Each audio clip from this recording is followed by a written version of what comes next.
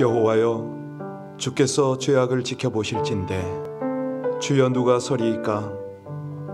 그러나 사유하심이 주께 있음은 주를 경외하게 하심이니이다. 오늘도 이 백성들이 영원히 여호와를 기다리며 주의 말씀을 바라보게 하심을 감사를 드립니다. 파수꾼이 아침을 기다림보다 우리 영혼이 주를 더 기다리나니 아버지 하나님의 그 풍성한 속량이 함께하여 주옵소서. 이 백성들의 탄원을 송사로 여기시며 하나님의 그 신실한 공의가 필요할 때는 보복으로 함께하시는 우리 아버지 하나님, 모든 것이 주께 있음을 고백합니다.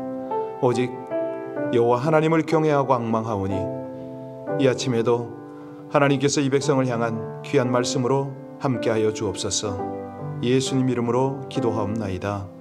아멘. 새벽에 지금 실시간으로 함께 예배드리는 여러분들께 감사를 드리겠습니다. 우리 다니엘 조 집사님이 이제는 고정 멤버가 됐나 봅니다 라고 말씀을 하시더라고요. 딱 실시간으로 드리는 분이 계시고요, 또 오전 중에 쭉 시간별로 들어오시는 분 계십니다. 우리 같은 규모에서 동시간에 거의 한 20여 분, 아니 10여 분이죠. 거의 한 20명 가까이 들어오시고, 또 오전 하루 종일 해서 한 7, 80명이 오신다고 하는데 너무너무 감사합니다. 입장 바꿔놓고 생각해 봤거든요. 제가 가정에 있을 때 이렇게 꼬박꼬박 새벽 예배에 함께 할 수 있을까? 쉽지 않을 것 같습니다. 그런데 지금 함께 들어와서 하나님을 예배하고 함께 중보하는 여러분들 덕분에 너무너무 감사합니다. 사실 우리 조 집사님도 굉장히 보람이 있을 거고요. 무엇보다도 하나님께서 하나님의 통치와 하나님의 역사를 이루지 않겠습니까? 여러분들의 사정을 일일이 알 수는 없지만 정확하게 전 어떤 분인지 다 모르겠습니다. 짐작은 하는데 연락이 안 되니까 어느 분인지 모르겠습니다. 그러나 이 아침에 함께 중보하고 싶습니다.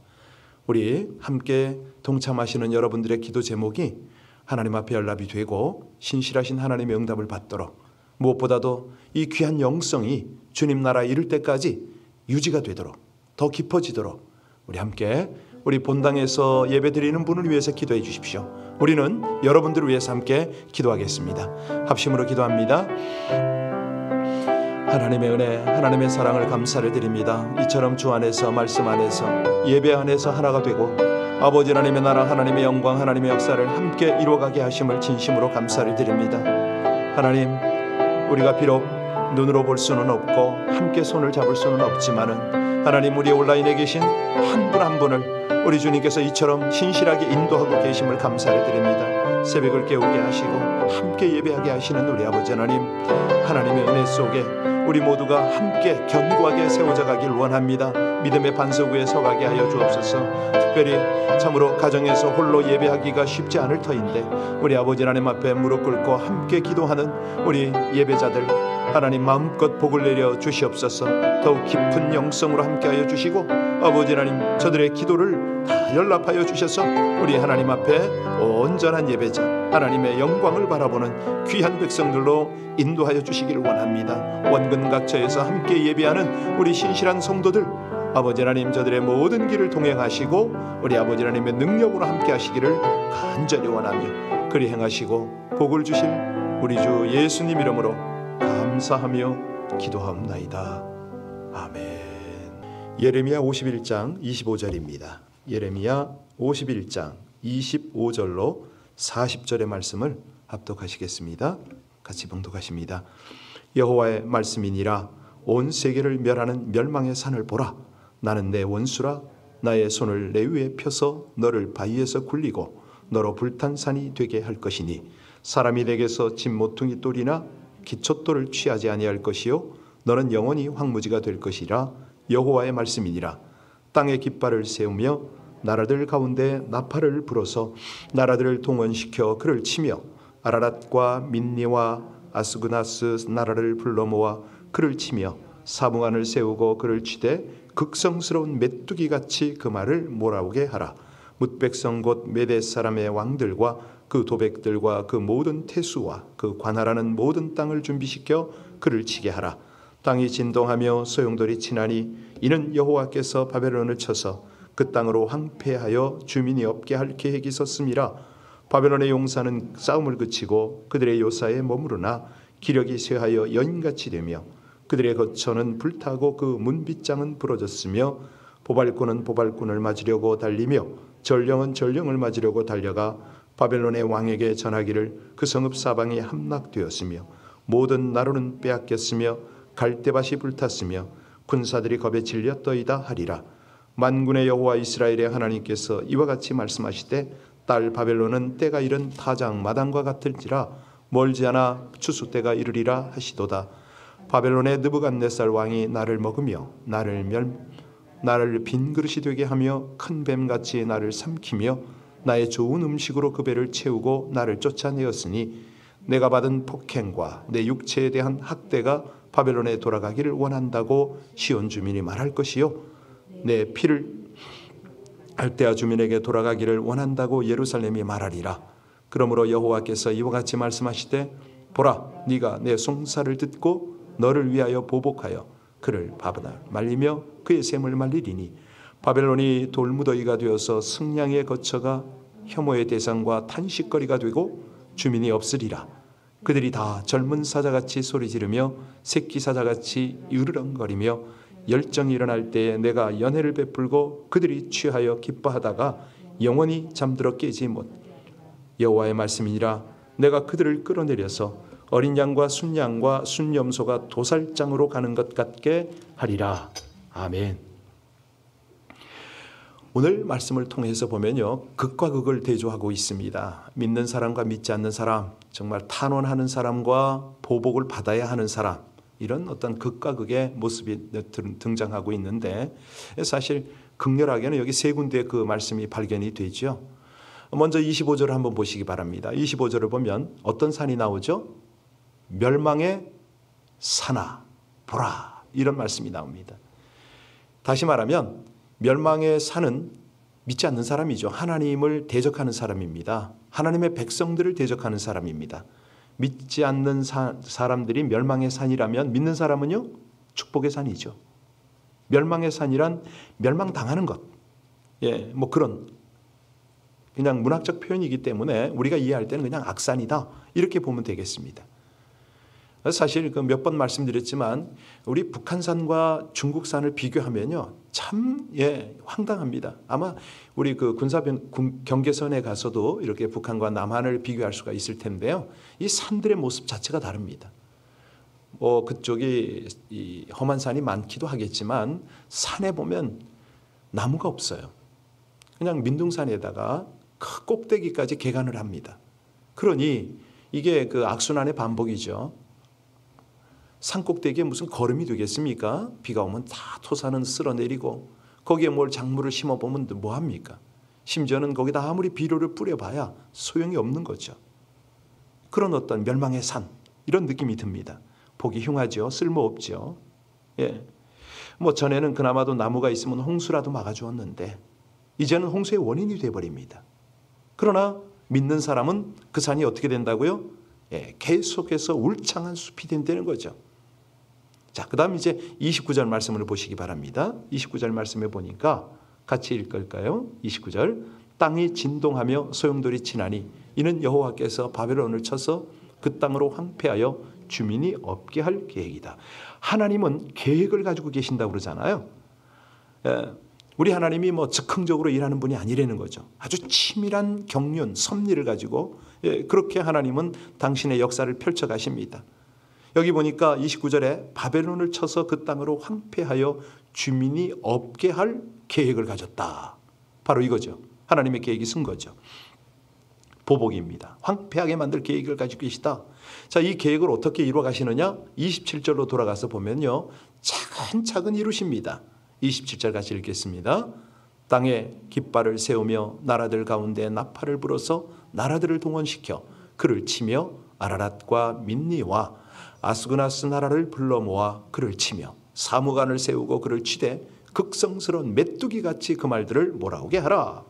여기 보니까 뭐 나라들이 나와요. 우리가 어떤 나라인지는 잘 알 수가 없습니다. 그런데 하나님께서는 이 작은 이름도 모르는 나라들까지 하나님의 계획을 위해서 동원하신다, 이 말 아닙니까? 아주 치밀하게 이루어 가시는 거죠. 그러니까 우리가 볼 때는 자연재해가 뭐 우연이다 이럴 수도 있겠지만 아닙니다. 하나님의 계획을 이루어가는 과정인 거죠. 그러면 반대로 하나님을 경외하는 백성들의 어떤 하나님의 계획은 어떤 거냐? 회복이잖아요. 계속해서 지금 바벨론을 치시고 이렇게 초토화를 시키는 데 있어서는 이걸 보라는 거예요. 경각심을 가지라는 거죠. 그리고 빨리 깨닫고 회개하고 돌아오라. 목적은 회복이잖아요. 하나님은 그의 나라, 그의 백성을 위한 회복의 계획을 가지고 계십니다. 바로 이 차이인 거죠. 자, 이 하나님의 계획은 차근차근 요동함이 없이 이루어져 나갑니다. 이제 세 번째를 볼까요? 31절과 32절 말씀인데요. 31절, 32절입니다. 보발꾼은 보발꾼을 맞으려고 달리며 전령은 전령을 맞으려고 달려가 바벨론의 왕에게 전하기를 그 성읍 사방이 함락되었으며 모든 나루는 빼앗겼으며 갈대밭이 불탔으며 군사들이 겁에 질렸다. 이게 한번 생각해 보세요. 뭐 보발꾼과 전령은 다 아시죠? 옛날에는 그냥 뛰어가거나 말을 타고 막 달려가서 전시 상황을 지금 전달하는 거 아닙니까? 왕에게 전달합니다. 이제 어디가 함락이 됐습니다. 어디 나루가 그냥 완전히 빼앗겼고요. 갈대밭이 다 불탔습니다. 우리가 은신할, 은둔할, 뭐 강을 배를 타고 건너갈 모든 것들이 다 사라졌습니다. 그러면 어떻게 될까요? 겁에 질리죠. 군대들이 사기가 땅에 떨어지죠. 이런 겁니다. 하나님을 믿지 않는 사람들의 경우에는요, 계속해서 연속해서 이렇게 여러 가지 나쁜 일들이 계속 일어납니다. 주저앉을 수밖에 없도록 만드는 거죠. 패망하도록 하는 거죠. 예, 끝나는 수밖에 없습니다. 이것이 바벨론의 모습이었습니다. 그런데 믿는 사람의 경우는 어떻게 되느냐? 예, 자, 하나님이요, 좋지 않는 소식이 아무리 계속해서 들어와도 그게 끝이 아니라는 거죠. 왜요? 하나님이 최후 방어선이기 때문에, 하나님이 최후 승리이기 때문에 그렇습니다. 우리가 한국 전쟁을 보면 그걸 잘 알잖아요. 6.25 때요. 국군과 유엔군이 밀리고 또 밀렸어요. 낙동강까지 갔습니다. 아무 소용이 없는 거예요. 부산에 그 뭐 하나 기점 그냥 그거 남아가지고 뭘 합니까? 그런데 낙동강을 최후 방어선으로 삼고 반격을 강했잖아요. 인천 상륙 작전을 했잖아요. 그겁니다. 바로 하나님의 방법이죠. 그 욥기에 보면 욥의 형편이 비슷해요. 그 31절, 32절의 내용이 사실은 욥기서하고 비슷한데요. 예레미야에서는요, 이 보발꾼과 전령들이 계속해서 달렸다고 그랬잖아요. 여러분 아시잖아요. 욥이 어떻게 됩니까? 이게 사환이 달려와서 계속 달려와요. 주인님, 소와 나귀를 다 빼앗기고 종들이 다 죽임을 당했나이다. 아니, 이 말이 끝나기도 전에 또 다른 종이 달려와가지고 주인님, 양과 이 종들이 다 불타버렸습니다. 그런데 그 말을 마치기도 전에 또 달려옵니다. 낙타를 빼앗기고 종들이 다 살해가 되었습니다. 또 한 사람이 달려와서 무서운 소식을 전합니다. 주인님, 집이 무너져서 자제분들이 다 죽었나이다. 여러분, 그때 욥이 어떻게 했죠? 예, 욥이 하나님을 향해 부르짖잖아요. 하나님을 향하여 부르짖는 거, 이게 믿음의 사람이 아닙니까? 아무리 연속적으로 재난을 당한다 하더라도요, 끝까지 믿음을 내려놓지 않습니다. 하나님을 최후 방어선으로 삼고 하나님을 온전히 의뢰하는 그 모습, 욥의 모습이었죠. 그랬더니 결과가요, 이전보다 더 많은 축복을 받게 됩니다. 그 축복은 귀로만 들었던 것인데 이제는 자기 눈으로 보고 자기 손으로 만지는 그 축복을 갖게 되는 거죠. 자, 우리가 오늘 이런 본문 말씀을 쭉 보면서 우리 하나님이 심판을 하실 때예요, 그 주변 상황들이 이렇게 나타납니다. 그럴 때 우리가 꼭 잊지 말아야 되는 것은, 그렇구나, 최후 반격할 장소로 가는구나, 낙동강이구나, 이거를 잊지 말라는 거죠. 아니, 정확하게 말하면 이제 나의 한계는 곧 하나님의 출발점이다. 하나님의 출발점 선상에 이제 내가 점점 가까이 갔구나, 이 생각을 잊으면 안 됩니다. 인간의 한계점이 하나님의 출발점이다.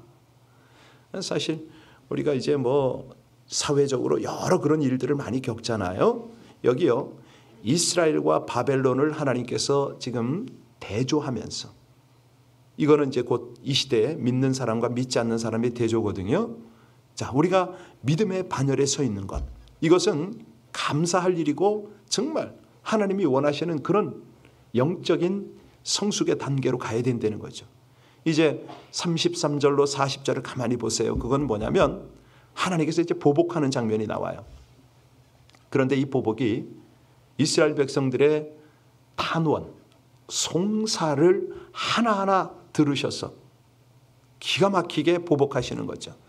우리가 지금 조금 전에는 믿지 않는 사람, 믿는 사람의 다른 점을 이렇게 말씀을 드렸는데, 믿지 않는 사람은 멸망의 산이고 믿는 사람은 축복의 산이다.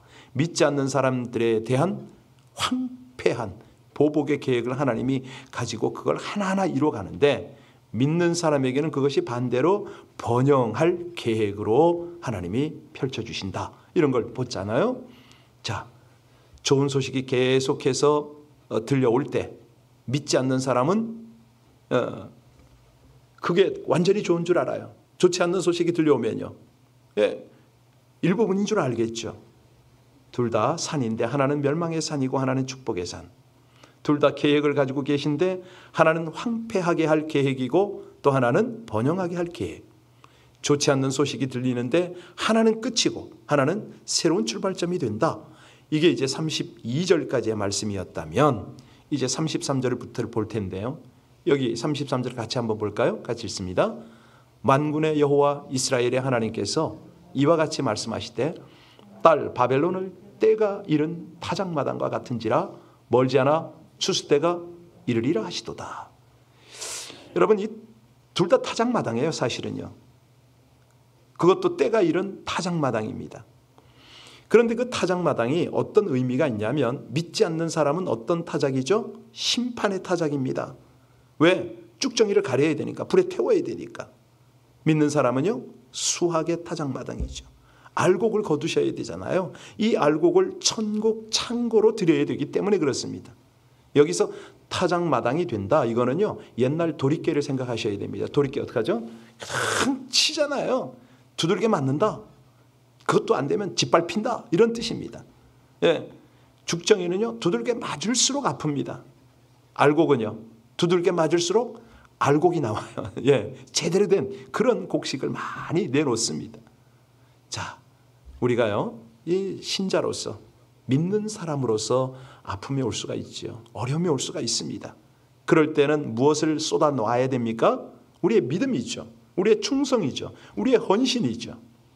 그래서요, 가만히 보면요, 어려움이 올 때 정말 지금처럼 뭐 이런 팬데믹이 있을 때요, 믿음의 사람들은 모습이 달라요. 어떻게 하든 예배의 자리를 놓치지 않습니다.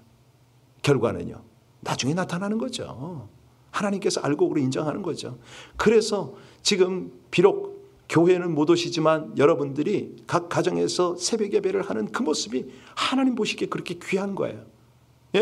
저도 그게 너무 감사하고 감동이 되어서 우리 그 예배를 중개하는 이 스태프들이요, 그것 때문에 힘을 얻고 그러지 않습니까?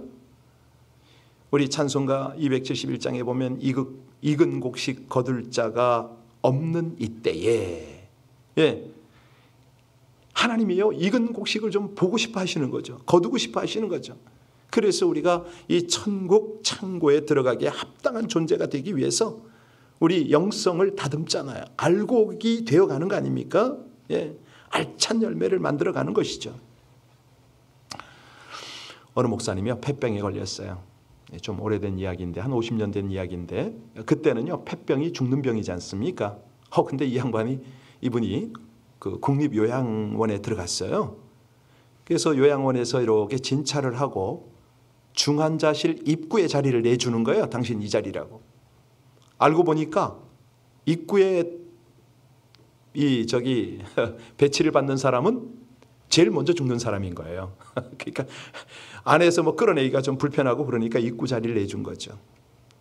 숨이 끊어지면 시신을 내가기 편하도록 입구에 자리를 내줬어요. 기가 막혔죠. 그런데 이분은 목사 아닙니까? 기도합니다. 이왕 죽을 바에야 그동안 제대로 하지 못한 봉사를 좀 한번 하고 죽자. 하나님 앞에 가서 부끄러움이 없도록 최선을 다해보자. 마음 먹고서 자기가 환자면서도 이 그냥 대소변 가리지 못하는 환자들을 돌보기 시작을 했습니다. 예, 뭐 대소변도 용변도 받아주고 빨래도 빨아주고 또 어떡합니까? 목사니까 목사의 직분을 감당하기 위해서 예배도 인도하고. 그래서 이제 환자들을 모아서 예배를 드리기 시작했죠. 드디어 요양소에 교회가 탄생을 했습니다. 그랬더니 기적이 나타나기 시작하는 거예요.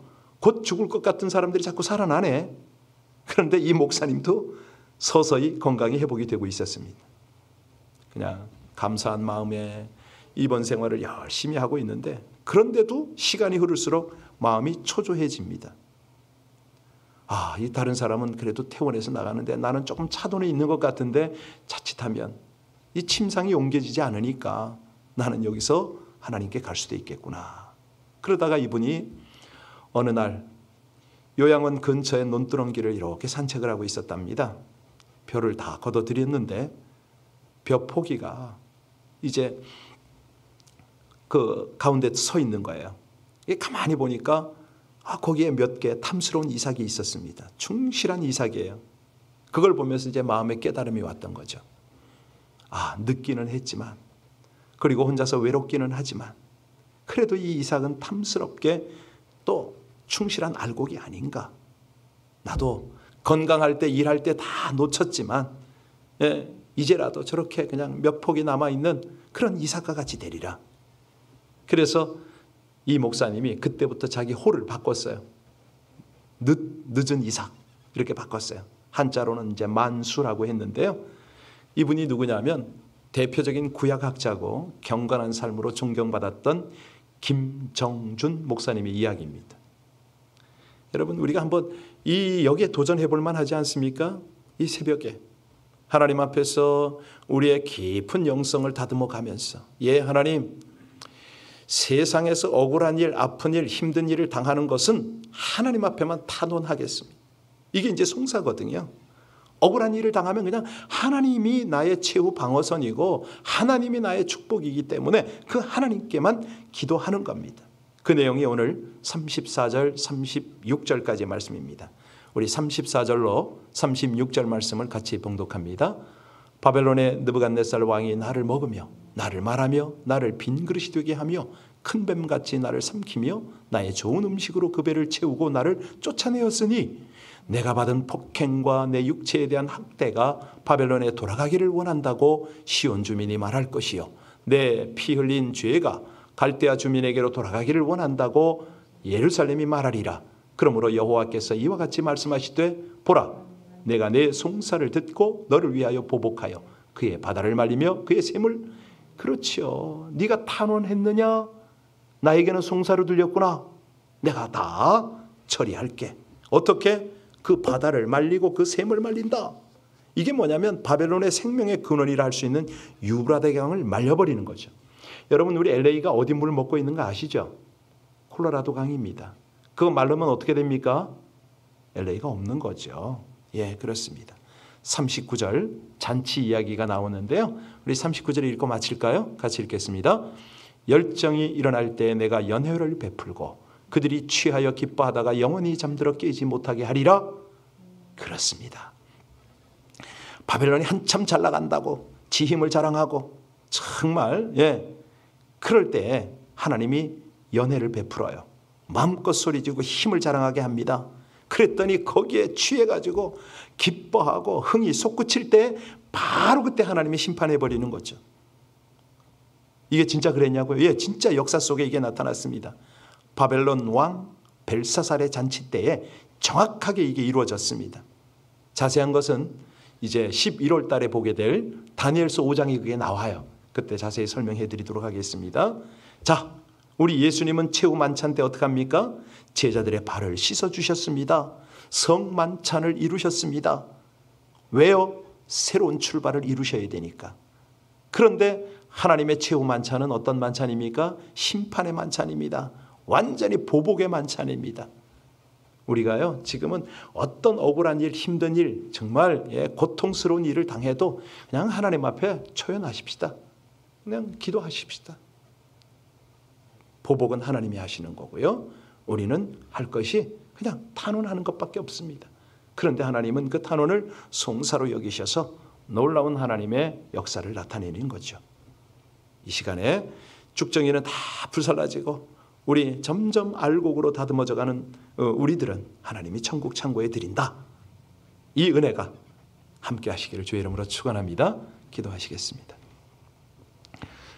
공정과 의로움으로 악인을 벌하시는 하나님, 환난을 만나거나 억울한 일을 당할 때에 탄원과 호소를 들으시고 악을 갚아주실 하나님의 때를 기다리며 중보하며 간구하게 하여 주옵소서. 돈과 권력과 인맥을 사용하는 악인들 앞에서 공의와 자비를 추구하기에 무력할 수 있겠지만 하나님과 화목하고 죄인을 화평케 하는 자로 살아가도록 성령으로 인도하여 주시옵소서. 마침내 악을 갚아주시고 완전한 승리로 인도하시는 주님의 의와 평강과 기쁨의 역사를 누리며 나누기를 간절히 원하며 예수님 이름으로 기도하옵나이다. 아멘. 절대 포기하지 마시고요. 아무리 힘들어도 우리에겐 최후 방어선이 있습니다. 우리의 모든 탄원을 듣고 보복하시는 하나님이 계십니다.